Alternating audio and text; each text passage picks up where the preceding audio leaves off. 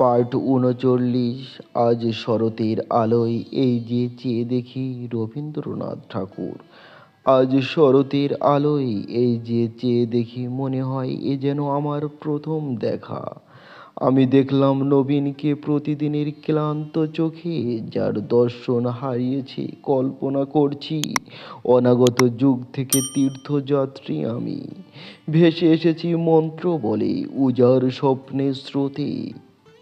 পৌঁছলাম এই মুহূর্তেই বর্তমান শতাব্দীর ঘাটে, কেবলি তাকিয়ে আছি উৎসুক চোখে। আপনাকে দেখছি আপনার বাইরে, অন্য যুগে অজানা আমি, অভ্যস্ত পরিচয়ের পরপারে।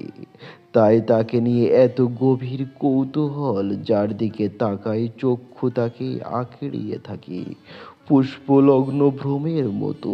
আমার নগ্ন চিত্র আজ মগ্ন হয়েছে সমস্তের মাঝে, জনশ্রুতির মলিন হাতের দাগ লেগে যার রূপ হয়েছে অবলুপ্ত, যা পড়েছে তুচ্ছতার মলিন চির।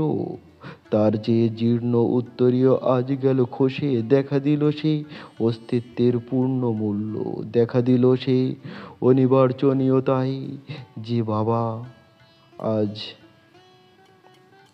পর্যন্ত ভাষা পায়নি। জগতের সেই অতি প্রকাণ্ড উপেক্ষিত আমার সামনে খুলেছে তার অচল মৌন। ভোর হয়ে ওঠা বিপুল রাত্রি প্রান্তে প্রথম চঞ্চল বাণী জাগলো যেন আমার এতকালের কাছে। জগতে আমি ভ্রমণ করতে বেরিয়েছি, দূরের পথিক তার আধুনিকে ছিন্নতার ফাঁকে ফাঁকে দেখা দিয়েছে চিরকালের রহস্য। সহমরণের বধূ বুঝি এমনি করেই দেখতে পাই, মৃত্যুর ছিন্ন পর্দার ভিতর দিয়ে নিতন চোখে চিরজীবনে অলমান স্বরূপ।